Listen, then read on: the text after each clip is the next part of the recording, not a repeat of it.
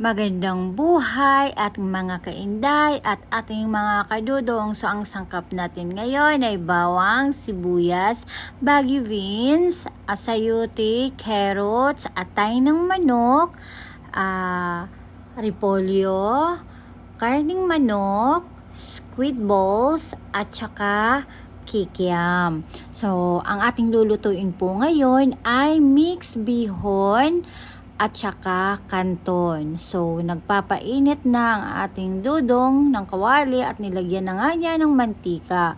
So, pagka ang ating dudong mga kainday ang magluluto, inuuna niya si bawang bago si sibuyas. Ganyan talaga ang ating dudong pagka nagluto. At saka, ito po ay order sa atin ngayon, no? Kaya, ito ay medyo madami talaga. Kasi ito ay large size, no? 18, size 18. So yan, naglagay po siya ng manok po. Ginisa niya na ang manok. Tsaka habang nagigisa siya, nilagyan niya na ng paminta yung manok. Bago isinunod niya ngayon yung atay ng manok. So ayan na nga po, ginigisa niya po yan dyan. So naglagay na rin siya dyan ng toyo. Abang inaano niya, hinahalo-halo, naglagay din siya dyan ng isang basong tubig. So ngayon po, tinakpan niya po yan para mas mabilis kumulo. So ngayon mga kainday, yan na nga'y kumulo, inilagay niya ng una yung ating bagyo beans kasi ito yung medyo matigas eh. So pagkakulo lang niya ng konti, isinunod niya na yung carrots bago naman ngayon yung sayote. Inilagay niya na po yan dyan. So, nakikita nyo, no, mga kainday, talagang hindi natin tinipid ng sahog ang ating mga order na mga bilaong pansit. Talagang hindi kami dyan nagtitipid. So, ngayon, nilagay niya na yung repolyo. Kahit na nga mga kainday, ang mahal na ngayon ang ating gulay. So, parang ang hirap kasi bawasan yung gulay kasi yun na yung nakasanayan ba ng ating mga customer na talagang pagdating sa pansit natin, talagang overload yung sahog, kaya kahit na medyo mataas yung price, sasabihin nyo naman talagang, sulit sa presyo yung aming mga bilao. Kasi hindi namin yan tinitipid. Kahit sa lasa po talagang masarap po yan. Ayan nga po, tinanggal niya na po dyan yung mga gulay.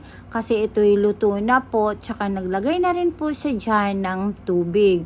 Tsaka una niya pong hinulog yung yung pansit bihon natin. Balik kalahating pansit bihon, tsaka 1 kilong kanton. Kasi mahilap po. Kasi mga kainday ang ating bihon. So, ngayon po, yung mga squid balls at saka kikiam, yan po ay pinirito na natin kanina.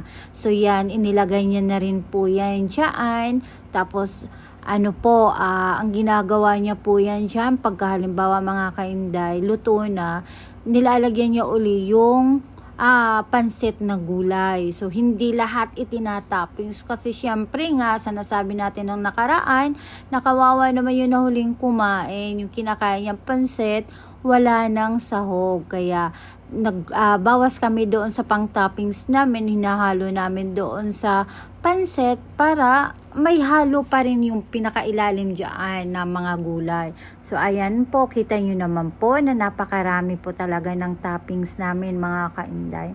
Hindi po yan talaga tinitipid. Kasi yun po yung hinahanap sa amin ng mga customer, no? Magugulat sila pag kaya binawasan natin. Magugulat sila, wala na masyadong toppings, di ba? So, naglagay din tayo din dyan mga kainday na mga bawang po. Itinappings din natin yung bawang. Yun ay pinrito na bawang, hindi sariwang bawang. Kaya pinrito po. So mga kainday, order na po kayo. Pumunta po kayo sa aming page na The Chavilicious po. Nandoon po yung mga picture ng aming mga order po. Tikman nyo po, itry nyo pong mag-order sa amin mga kainday. At yan nga po ay nakabalot na, ready na po yan i-deliver.